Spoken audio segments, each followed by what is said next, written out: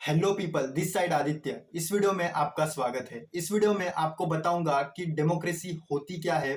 उसके साथ हम डिस्कस करेंगे 4 फीचर्स जो डेमोक्रेसी में होते हैं। अगर कोई भी कंट्री खुद को डेमोक्रेटिक कंट्री बताती है तो उन कंट्री में ये 4 फीचर्स होना जरूरी है। अगर कोई भी कंट्री इन फीचर्स में से कोई एक भी फीचर्स को अगर वो वायलेट करती है तो हम उसे अनडेमोक्रेटिक कंट्री डिक्लेयर कर सकते हैं। सबसे पहले हम देखेंगे कि डेमोक्रेसी की डेफिनेशन क्या है। तो इसकी बहुत ही सिंपल डेफिनेशन है। Democracy is a form of government in which the ruler are elected by the people. तो इस डेफिनेशन के हिसाब से हम देखें तो बहुत ही सिंपल डेफिनेशन है। हम कुछ लोगों को चुन के देते हैं, वो लोग आगे जाके अपनी सरकार बनाती है और वो सरकार कंट्री चलाती है।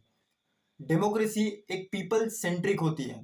डेमोक्रेसी में सबसे पहली प्रायोरिटी होती है पीपल, लोग सबसे पहले प्रायोरिटी लोगों को दी जाती है। अगर देश में कोई भी बड़ा हादसा हुआ और कोई भूखमरी आई तो सबसे पहले गवर्नमेंट का जिम्मा होता है कि सबको खाना प्रॉपरली मिले। और उसके साथ अब हम डिस्कस करेंगे कि उसके 4 फीचर्स क्या है। उसमें से पहला फीचर है डिसीजन मेकिंग। तो इसका मतलब क्या है, तो हम डिसीजन मेकिंग समझते हैं। अगर देश में कोई भी मेजर डिसीजन लेना है तो उस डिसीजन को हमारी सरकार लेनी चाहिए, वो सरकार जिनको हमने चुन के दिया है।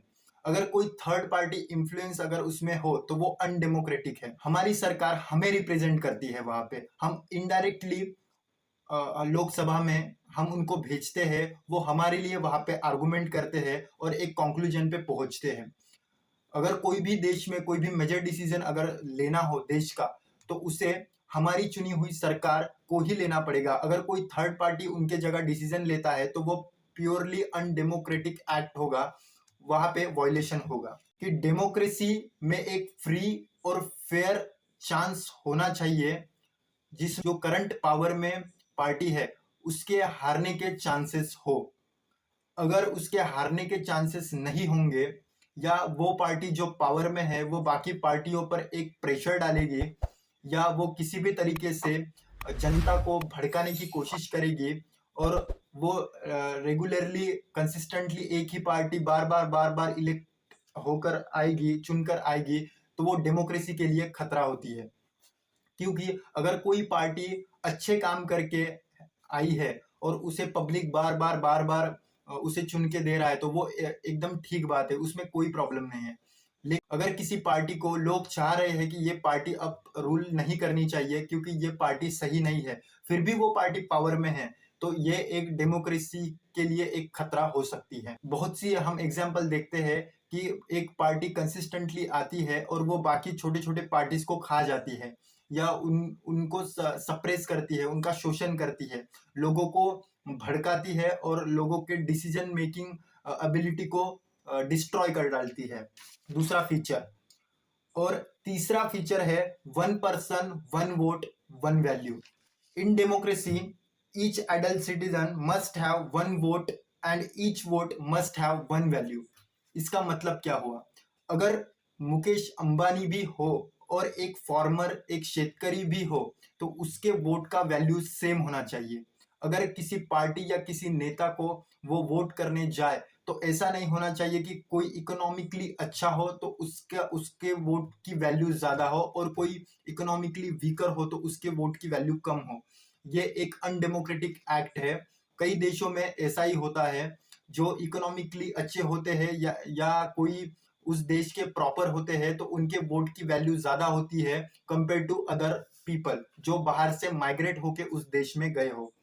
तो ये एक थर्ड फीचर है जिसमें हर एक इंसान को एक वोट देने का अधिकार होता है। जो भी 18 साल से ऊपर है उसको एक वोट देने का अधिकार होता है और उसकी वोट की वैल्यू उतनी ही रहती है जितनी बाकी देश के सिटीजन्स की हो। और साथ ही में देश में रहने वाले हर एक सिटीजन को वोट देने का अधिकार होना चाहिए, ये डेमोक्रेसी में कंपलसरी है। कई देशों में, अभी दुबई में 2015 में महिलाओं को वोट देने का अधिकार मिला, उससे पहले उसे नहीं था, तो उसे हम एक डेमोक्रेटिक कंट्री नहीं डिक्लेयर कर सकते। जो हमारे डेमोक्रेसी के लिए है उसे हम कहते हैं rule with in constitution law. अगर कोई भी पार्टी पावर में आती है तो उसे कॉन्स्टिट्यूशन के लॉ के अनुसार ही उसे काम करना होगा, उसके अनुसार ही उसको रूल करना होगा। अगर कोई पार्टी किसी सुप्रीम कोर्ट का जजमेंट को नजरअंदाज करती है या कॉन्स्टिट्यूशन के नियम के अपोजिट काम करती है तो उसे हम अनडेमोक्रेटिक पार्टी या अनडेमोक्रेटिक एक्ट हम उसे बता सकते हैं। कोई भी डेमोक्रेटिक पार्टी या कोई भी पार्टी जिसे हम चुनकर दे रहे हैं उनके डिसीजंस लोगों के हित में होने चाहिए, लोगों के लिए होने चाहिए। कोई भी पार्टी अगर पावर में है तो उसे कॉन्स्टिट्यूशन के हिसाब से चलना चाहिए, ना कि वो रूल बनाए और उसके हिसाब से चले। ये बहुत ही खतरनाक हो सकता है। तो ये 4 फीचर्स डेमोक्रेसी में होते हैं। इन 4 फीचर्स को अगर आपको कोई भी कंट्री आपको दिखती है जो खुद को डेमोक्रेटिक बताती है, लेकिन बहुत सारी कंट्री ऐसी है जो खुद को डेमोक्रेटिक बताती है लेकिन वो एक सुपरफिशियल लेवल पर होती है। वो खुद को डेमोक्रेटिक बताती है लेकिन वो एक्चुअल में डेमोक्रेटिक नहीं होती है। एक डेमोक्रेटिक कंट्री में जितने भी मैंने फीचर्स बताए वो फीचर्स होने जरूरी है, तभी हम किसी भी कंट्री को डेमोक्रेटिक कंट्री डिक्लेयर कर सकते हैं। और अभी लास्ट में आपको बताता हूँ कि आज के ज़माने में जो इंडिया में या बाकी देश में जो भी देश खुद को डेमोक्रेटिक बताते हैं उन देश में जो डेमोक्रेसी लागू है उसे हम रिप्रेजेंटेटिव डेमोक्रेसी बताते हैं। रिप्रेजेंटेटिव डेमोक्रेसी क्या होती है? किसी लोगों को चुन के देते हैं, वो हमारे बिहाफ पे डिसीजन लेता है, क्योंकि ये पॉसिबल नहीं है कि सारे लोग एक जगह पे आए और डायरेक्टली किसी भी चीज के ऊपर वो डिसीजन ले, क्योंकि it is not possible for everyone to come together. क्योंकि हमारी पॉपुलेशन इतनी है कि हम कहाँ पे बिठाएंगे इतने लोगों को, हम ये करना पॉसिबल नहीं है। इसलिए ये इनडायरेक्ट डेमोक्रेसी है जहाँ पे कुछ लोगों को हम चुन के देते हैं, वो लोग हमारे लिए डिसीजन लेते हैं। इसके कुछ अच्छे आर्गुमेंट्स भी है और कुछ बुरे आर्गुमेंट्स भी है, जो कोई डेमोक्रेसी के फेवर में होता है और कोई नहीं होता। तो इसके आर्गुमेंट हम नेक्स्ट वीडियो में डिस्कस करेंगे।